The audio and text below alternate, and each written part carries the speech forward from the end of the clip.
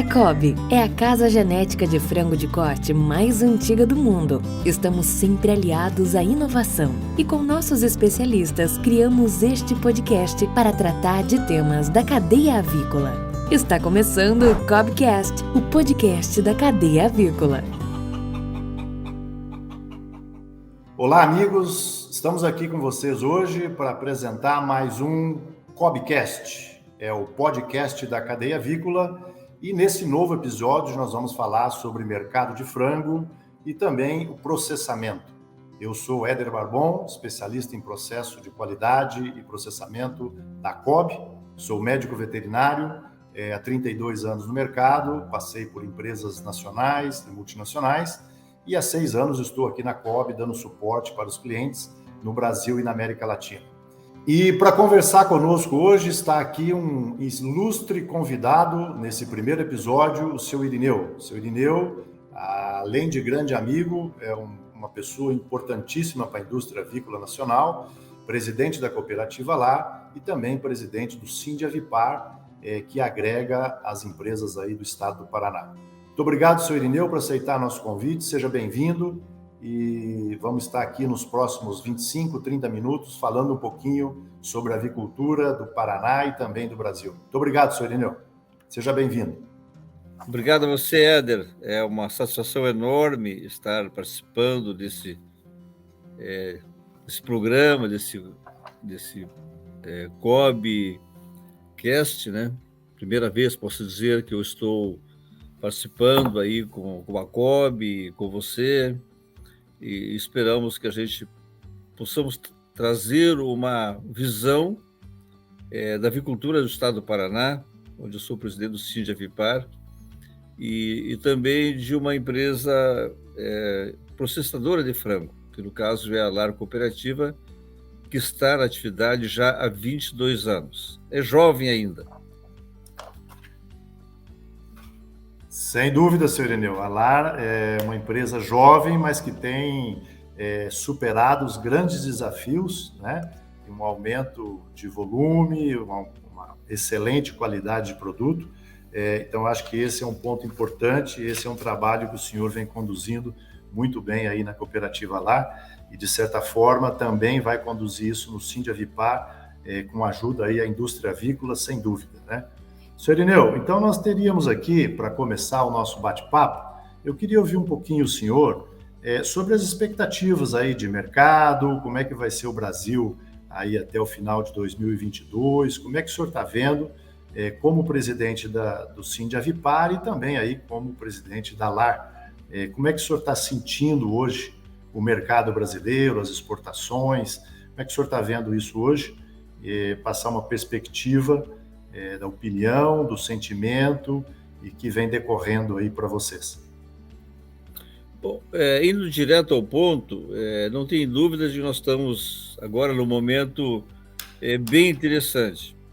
Nós tivemos assim muita dificuldade no ano passado, toda a avicultura brasileira teve essa dificuldade e não é diferente da avicultura do estado do Paraná e também da avicultura da Lar, onde nós víamos com custos crescentes, não só custo da matéria-prima, da nutrição, de soja e milho, como também da própria energia elétrica, do combustível, sobretudo da logística de levar nosso produto até os mercados, o mercado externo, o encarecimento enorme da logística marítima. Então, isso foi muito complicado, porque, claro que no preço do frango, pouco a pouco, ia sendo repassado esses custos, mas sempre muito tardio, podemos dizer. Cada vez que a gente conseguia repassar um pouco no preço do frango para o consumidor, nós estamos vivendo novas altas do custo de produção, de um modo geral, envolvendo inclusive mão de obra. A Covid-19 trouxe enormes custos às empresas de toda a cadeia avícola, na medida em que, em algumas empresas, até milhares de pessoas ou centenas de pessoas tiveram que ficar em casa por N situações que não recomendava que as pessoas com comorbidades, gestantes, pessoas com uma certa idade não podiam vir ao trabalho com muita aglomeração de pessoas. Então, isso exigiu das empresas contratar muita gente. Então, nós podemos dizer que nós vivemos a tempestade perfeita no final do ano passado e até os primeiros 3 meses desse ano. Mas, dali para cá, o custo de produção ele se estabilizou, não tinha mais como, acredito, subir tanto o preço do milho, do farelo de soja, das outras matérias-primas. O dólar já estava muito alto, cedeu um pouquinho, e pouco a pouco foi possível mostrar e conseguir repassar um pouco desse custo no preço do frango. E assim a cadeia produtiva, dá para dizer que passou a se equilibrar no mês de maio, sobretudo, e vive um momento bom. É claro que hoje se tem uma produção menor de frango, e não é porque o setor queria produzir menos, é porque as empresas não estavam aguentando produzir um volume tão grande e arcar com prejuízo cada vez maior. Então, na medida em que algumas empresas reduziram um pouco o alojamento, o abate, uma oferta menor de frango e as outras proteínas de animais subindo muito, como no caso dos bovinos, e isso fez com que também o consumidor viesse buscar mais a carne de frango. Então, podemos dizer que o momento de mercado é um momento bom, o dólar cedeu, mas outras conjunturas, como a guerra na Ucrânia, também fez com que a Europa tivesse que buscar um pouco mais de frango em outros fornecedores, que é o caso do Brasil. Agora, mais recentemente, o próprio México está ensaiando agora, tirou a tributação das importações do frango, deve ajudar. Então, nos parece que nós vamos ter um bom segundo semestre desse ano 2022 na área da avicultura. Perfeito, perfeito. Muito bom, senhor Irineu. E uma coisa importante que o senhor falou, e a gente viveu isso, a indústria avícola, no momento de pandemia, não parou, né? Os frigoríficos continuaram abatendo e o Brasil continuou a produzir frango, carne de frango, não só para o mercado interno, como para o mundo todo. Nós não paramos nossas exportações e isso foi uma questão aí super importante para os nossos clientes, não só mercado interno, como exportação. E dentro disso, seu Irineu, quem não parou também foram os integrados, né? Que deram suporte, mantiveram seu trabalho, e isso é fundamental dentro da cadeia avícola. E eu gostaria que o senhor falasse um pouquinho para nós dessa importância do cooperado, do integrado, a importância dele para o nosso negócio, senhor Irineu. Esse homem que está lá dia, noite, madrugada, alojando pintinho, carregando frango, é um trabalho incessante, né, que dá suporte para toda essa cadeia avícola, para todos esses frigoríficos, em produzir todo esse volume de carne. Como é que hoje a LAR ou própria avicultura, o senhor consegue fazer uma leitura desse integrado e quanto importante ele é para nós, senhor Irineu? O integrado também estava um pouco assustado há 2 anos atrás, quando começou a Covid-19, porque havia muitos segmentos da sociedade, que não precisamos estar nominando, que entendia de que tinha que parar a produção. Hoje mesmo, visitando a nossa indústria, a mais antiga, que tem 22 anos de implantação, que é o CIF 4.444 de Matelândia, alguém até dizia, se a avicultura tivesse parado, que alguns pregavam, em nome de preservar a saúde, enfim. Aí vem outros segmentos também, que pregavam isso. Em poucos dias ia acabar o frango nas prateleiras, e outros produtos também. Então, Quer dizer, as pessoas iam se alimentar de quê, né? Então, há muita precipitação, embora o Brasil tenha o agro muito forte, mas nós temos que entender que nós somos um país urbanizado, onde as pessoas não compreendem muito as cadeias produtivas. E aí o caso do integrado, ele é um elo de uma importância enorme, porque as empresas, nós colocamos na mão dele insumos importantes. Nós colocamos uma genética, os pintainhos, colocamos toda a nutrição, a ração para ele fazer, então, o crescimento dessas aves, a engorda, a terminação, e ele precisa recebe tudo isso da melhor qualidade. Mas se ele não tiver instalações boas, se não tiver uma boa ambiência, né, se ele não tiver um conhecimento e um zelo muito grande por aquele plantel, ele pode estragar toda essa base produtiva, né? E se o integrado ele não produz um bom frango, não é a indústria que, ao abater o frango, vai fazer um bom produto. Se não houver uma matéria-prima do campo, da integração de qualidade, a indústria não consegue fazer um frango de qualidade. Então, o integrado ele tem uma importância enorme, uma importância estratégica. Então, as integradoras, de um modo geral, e eu posso falar aqui no caso da LAR, nós temos uma atenção enorme com o cooperado ou com o integrado, aquelas famílias que produzem frangos, que a maioria é mão de obra familiar, é a própria família que cuida. Mas também tem propriedades que contratam os terceiros.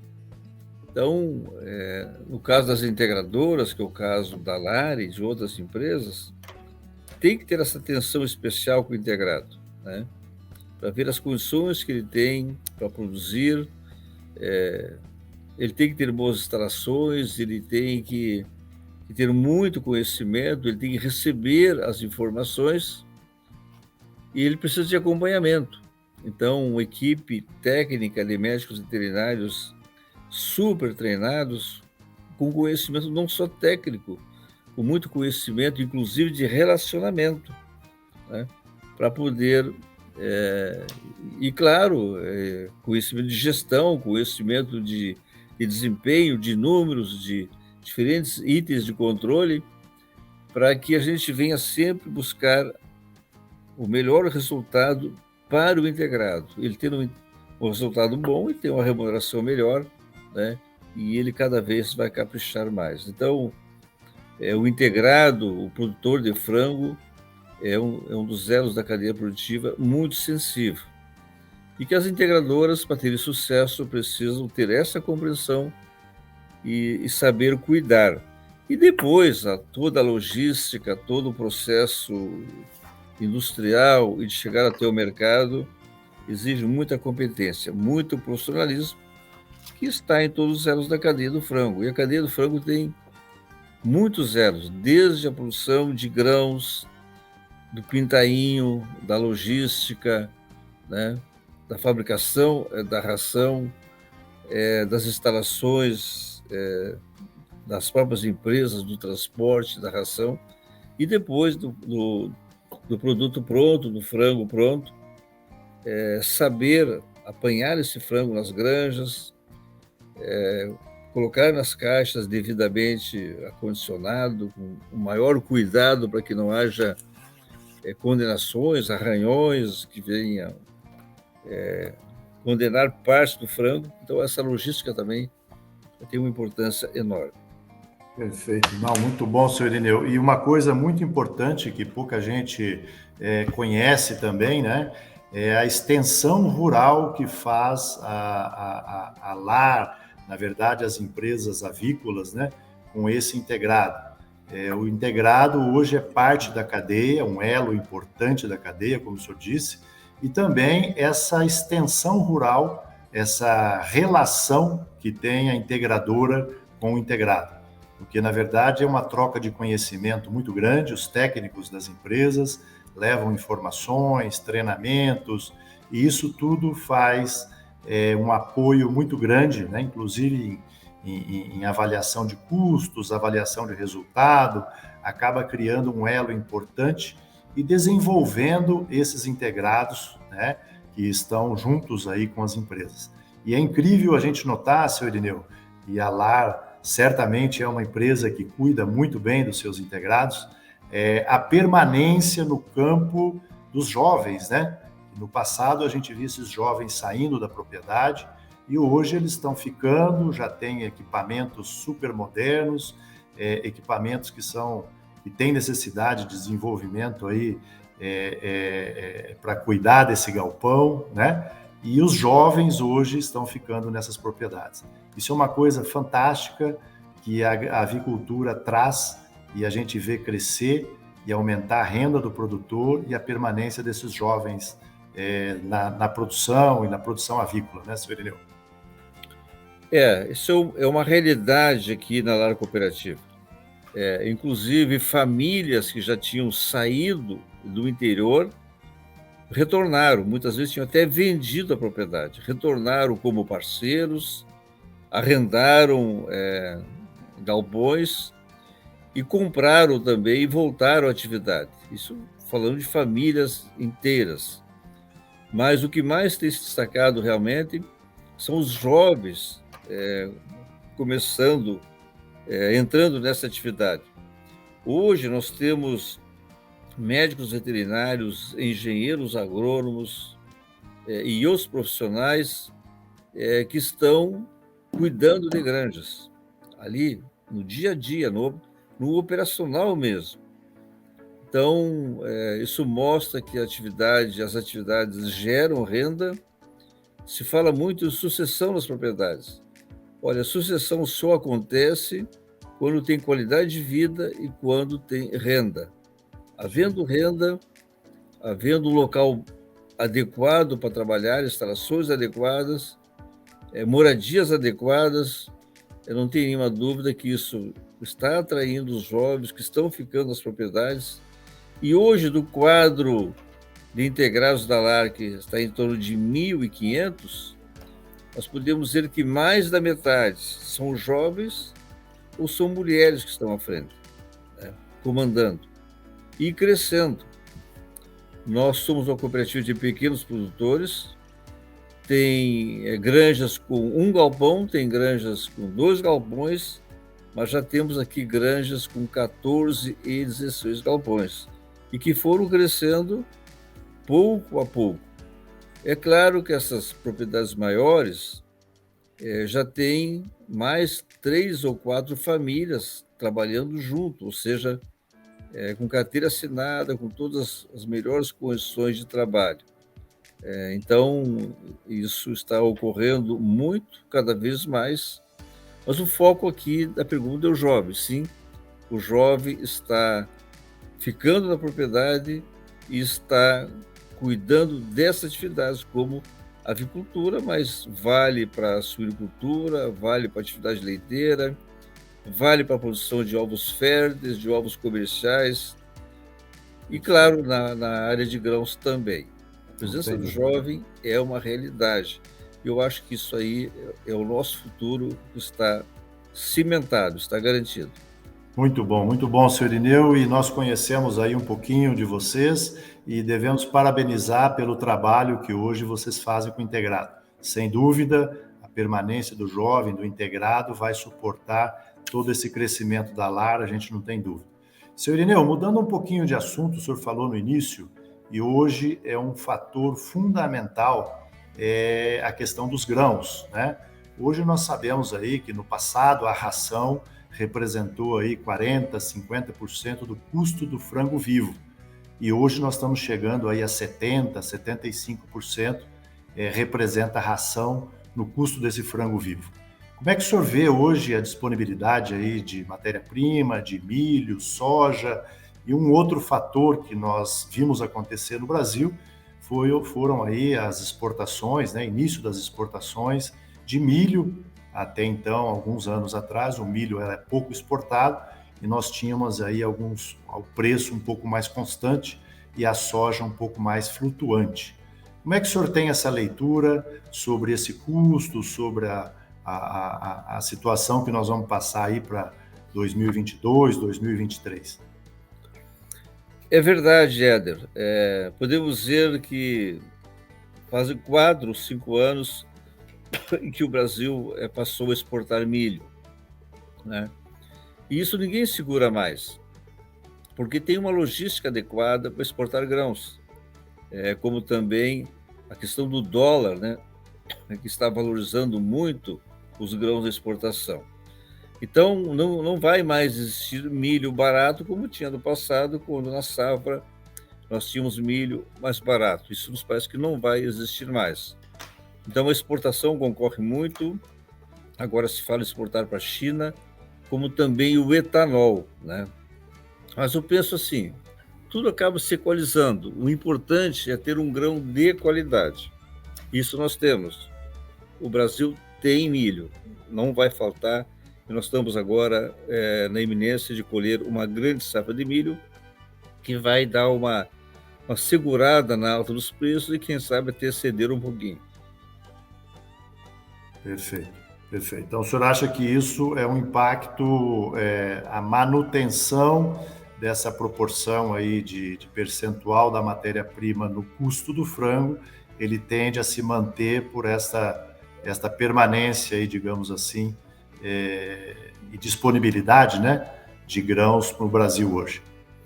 Eu acredito seriamente, tenho falado isso aqui no âmbito do Sinjavipar, que congrega todas as indústrias do Paraná, de que nós não vamos mais viver aqueles momentos que vivemos, que também não era justo, onde o preço do milho era muito baixo, que não estimulava a produção.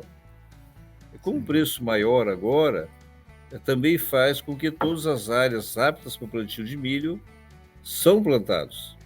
Então, embora o país está exportando muito milho, está indo muito milho para etanol, mas a produção é crescente.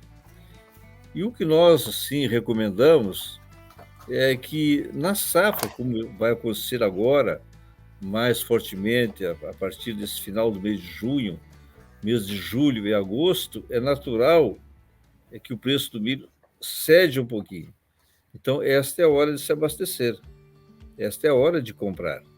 É claro, para isso tem que ter logística, onde armazenar, tem que ter também disponibilidade financeira, mas existem muitos contratos futuros. Então, tem integradoras, não exatamente no Paraná, mas fora do Paraná, onde há um bom planejamento da empresa integradora e que ela estimula os produtores de milho plantarem oferecendo um contrato futuro, onde na colheita esse preço tem sido um pouco mais baixo. Então, é hora da cadeia avícola pensar com uma maturidade maior, fazer um planejamento, procurar se abastecer com antecedência, ou estimulando, fazendo contratos futuros de compra com o produtor diretamente, ou com empresas e cooperativas, né? Ou então na safra, procurando se abastecer. Perfeito, perfeito. Senhor Irineu, eu queria entrar em outro ponto, até um pouco nevrálgico, mas eu acho que a gente tem que tocar nesse assunto também, que toda vez que sobe preço de carne, acaba sobrando para o frango, né? O frango subiu, e o frango acaba, às vezes, até sendo muito pressionado aí na questão de preço. Pouco vilão até. Bom, é o vilão, exatamente. Muito obrigado. A palavra é essa mesmo. Como é que o senhor está vendo aí? O frango vai ser vilão? O frango vai manter o preço? As exportações aí a gente tem visto bastante oportunidade aí com essa, infelizmente, né? Com muitos eventos aí mundial, e o Brasil tem aquecido um pouquinho as exportações. Como é que o senhor vê essa questão de preço aí frente ao mercado interno e frente às exportações? Que não sejamos mais vilão, né, senhor Irineu? Bom, se nós não vamos ter mais milho barato, significa que nós não vamos ter mais frango com custo barato. Então, acreditamos sim que o preço do frango ele subiu, né? Mas se você comparar ele ainda com a carne bovina, ele ainda é um preço muito bom, né? É um preço adequado.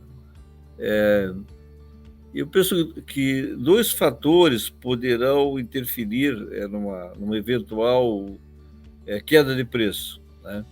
Que seria um dólar mais baixo, não é o que está acontecendo, nos últimos dias o dólar tem subido, isso favorece a exportação, baliza o preço mais alto e também o alojamento, quer dizer, quanto que o Brasil vai estar alojando de pintainhos, né? Então, hoje, o alojamento, ele não é um alojamento de pouco frango. O alojamento é relativamente bom, mas o consumo do frango no Brasil subiu, né? A exportação subiu também, em volume, em tonelagem. Então, hoje, o que a gente sabe que não existe é estoque de carne de frango em câmaras frigoríficas, né? Ou seja, toda a produção diária ela está sendo produzida para atender pedidos, ou seja, a produção já está vendida. Então, nós estamos num momento assim, de um equilíbrio muito grande entre oferta e demanda, e eu penso que isso aí vai persistir. Não penso que o frango vai subir de preço. Poderia cair, sim, se houver um alojamento maior, pode haver uma oferta maior de carne e aí poderia ceder o preço. Mas parece que o setor, ele está todo mundo já um pouco escolado e sabendo que se cada empresa, se quiser produzir muito mais, ele vai sofrer depois para colocar esse produto. Eu acho que agora, é claro que a produção de frango no Brasil vai crescer, porque o Brasil tem condições de produzir melhor comparativamente a outros países que têm um milho mais caro, têm uma dificuldade maior de produzir. Muito bom, senhor Emil, muito bom. E eu vou já, em frente a essa colocação do senhor, eu vou perguntar mais uma coisa muitíssimo importante para a nossa avicultura, que todos nós, Sindiavipar, a BPA, as GAV, os técnicos e o Brasil como um todo vem tomando um cuidado muito grande. A gente sabe que hoje um grande diferencial entre o Brasil e os nossos principais competidores é uma questão sanitária, né? O Brasil é livre de influenza aviária, o Brasil tem uma condição de plantel sanitariamente sensacional, e isso a gente vem cuidando muito bem e cada vez muito mais preocupado. Como é que o senhor vê essa questão sanitária hoje, Brasil, e que isso nos posiciona diferente aos outros concorrentes brasileiros aí, que seja China, Europa, os Estados Unidos, que infelizmente para o Brasil isso acaba sendo um ponto positivo, né, senhor Irineu?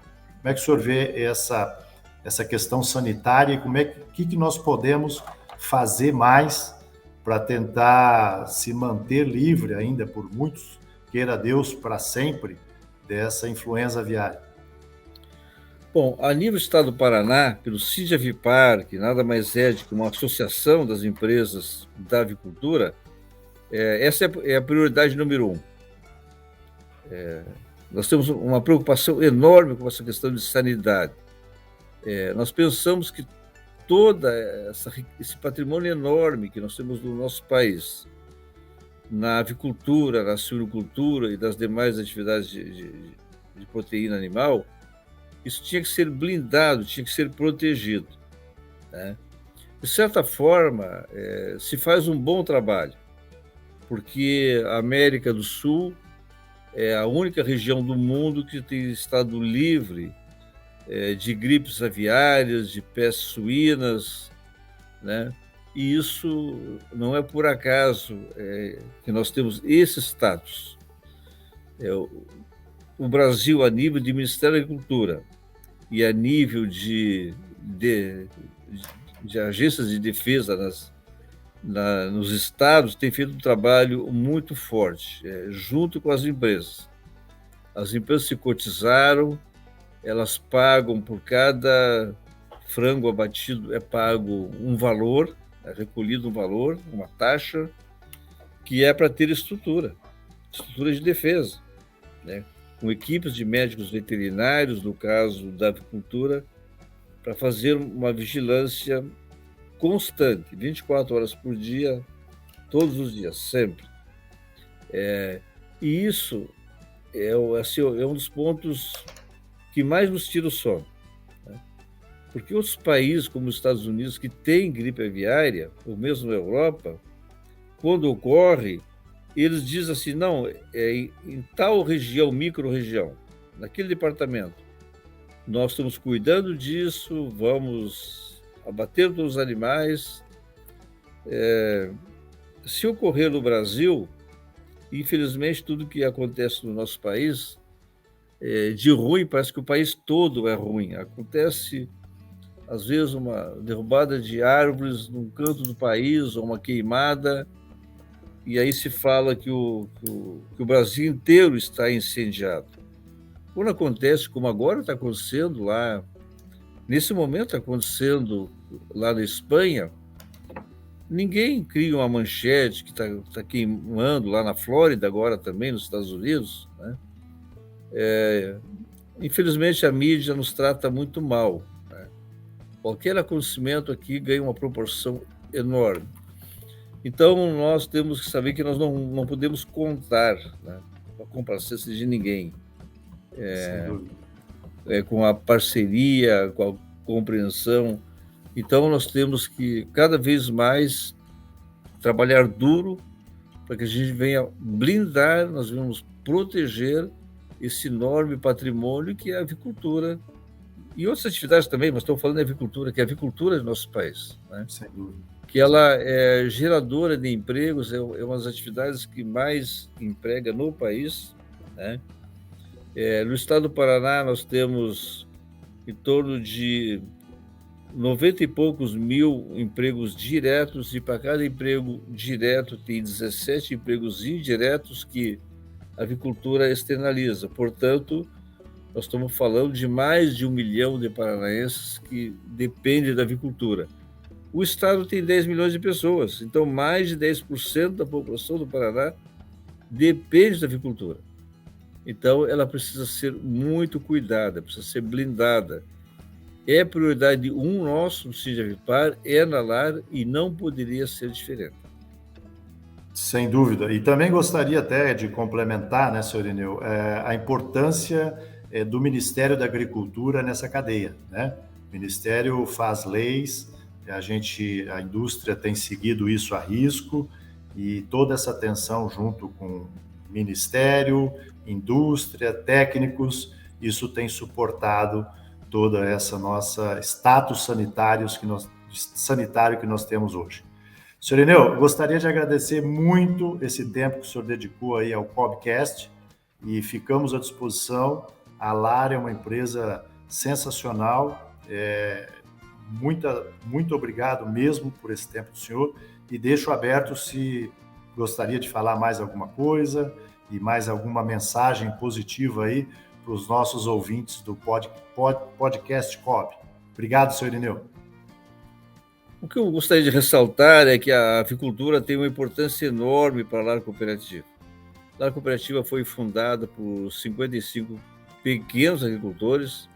Nós temos um perfil fundiário de pequenas propriedades, e praticamente todas produzem grãos, produzem soja, produzem milho, mas que não eram viáveis só com grãos. Então, a avicultura é uma das atividades que nós elegemos para viabilizar as pequenas propriedades.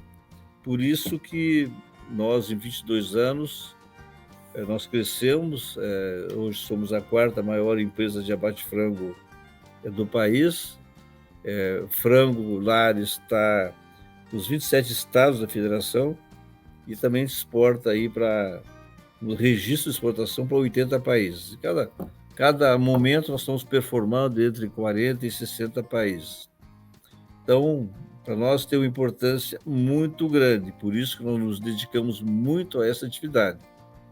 E a Coab é uma das nossas parceiras fornecedoras de genética, e que certamente desafiada a cada momento em questões de sanidade, de produtividade, e isso é que nos dá assim, essa confiança de que nós vamos ter no nosso país cada vez uma avicultura melhor. Parabéns à COB e parabéns a todas as empresas e integrados de frango do nosso país. Mais uma vez, seu Irineu, muito obrigado pela participação, por aceitar o nosso convite a participar do COBcast, que é o podcast da cadeia avícola, e convido a todos os nossos ouvintes para continuarem a ouvir o podcast da COB. O podcast da COB está disponível em todas as redes sociais, em especial no YouTube, e assim que você ativar o sininho, você vai receber a mensagem para os próximos episódios. Amigos, podcast é um momento, é um ponto de informação muito importante da cadeia avícola e contamos com vocês aí para continuar não só nos próximos episódios que estamos produzindo, mas também dos anteriores, onde tem importantes profissionais com excelentes dicas da cadeia avícola. Muito obrigado a todos e fiquem bem. Está começando o Momento Dica de Bem-Estar Animal para gestores de avicultura. Os frangos de corte devem ser pendurados por ambas as pernas e os pés devem estar bem posicionados, assentados na parte inferior do gancho, para obter ótimos resultados de abate, atordoamento. Os ganchos de pendura devem estar limpos e vazios antes de serem carregados novamente com novos frangos vivos. Auditorias regulares devem verificar a técnica de manuseio e pendura de aves para cada linha de processamento, para garantir que as expectativas de bem-estar da empresa sejam alcançadas. Você ouviu COBcast, o podcast da cadeia avícola.